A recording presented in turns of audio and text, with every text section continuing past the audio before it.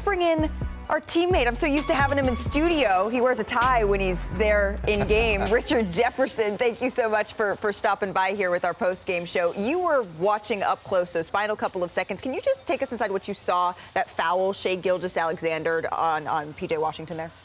Well, it was tough because there was a similar play, and this wasn't a new one. This was a kind of a unique play where he did get all ball, but before the ball got released, that's where the foul occurred. If that ball gets released, then it's not a foul, and that's what we saw with Lucas. So great officiating. We were able to get the explanation because that was such a unique play, but at the end of the day, it comes down to P.J. Washington, who has had an outstanding series. But he struggled tonight with early foul trouble, but the big threes late, and then obviously the big free throws. Richard, early in your career, you were in the OKC position. I remember you being a young pup on finals teams. You know what that's like. And then later in your career, as let's just say a mature player, you were on more the Dallas and then some end of this. What's the difference, especially when you come down the stretch and trying to execute and finish off a game like this? Being a young player like all those guys on OKC or being the vet, and Dallas certainly has one in Kyrie Irving?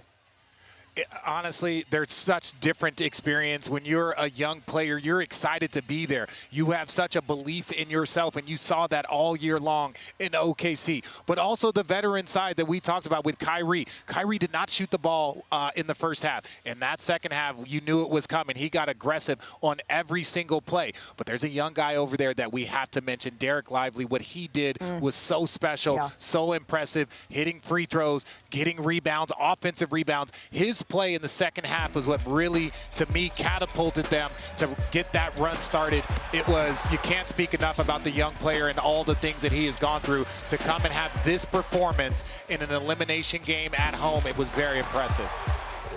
Richard, we'll talk plenty about Dallas here as they advance to the next round, but this Oklahoma City team and the experience this young group got in the postseason, number one seed in the West, really, we've never seen a team this young achieve as much as this group did. How valuable is this experience, this series going to be for this group when they come back next year?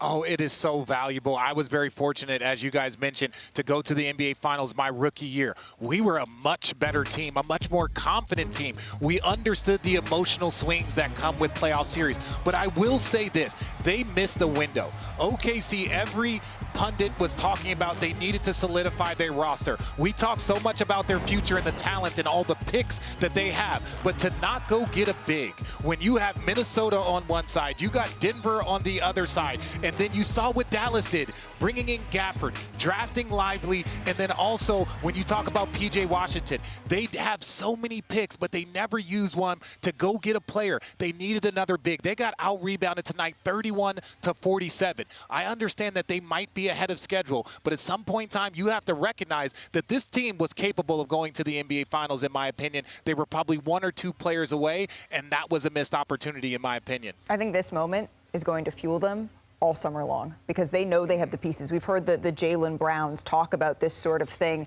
but I'm going to be talking about this. We'll get back to that for a long time. Dirk, I think you speak for so many of us here when you put Richard in a little bit of a headlock there before the game.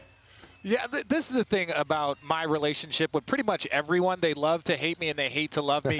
Dirk is amazing. He was sitting next to us the entire game. We were making, gentleman bets on charges and blocks, but he's such an ambassador for the game. I love that man. And yes, he's the only person that can choke me in the middle of my open on ABC. So I'll allow Dirk to do that. But don't any other players get any more ideas. We can hum some bars of Donna Summer, Love to Love You for Richard. Yeah, that'll work. Really Richard. Wants that. Rich, thank you so very much. Thank you, rest. Richard. All right, we'll see you soon. But we were just kind of speaking of the heartbreak that Oklahoma City just experienced. This is going to fuel them all summer long. We heard the Jaylen Browns talk about how after they went to the NBA Finals and didn't quite get to the mountaintop, all he did when people came up, oh, congratulations, you had such a great run.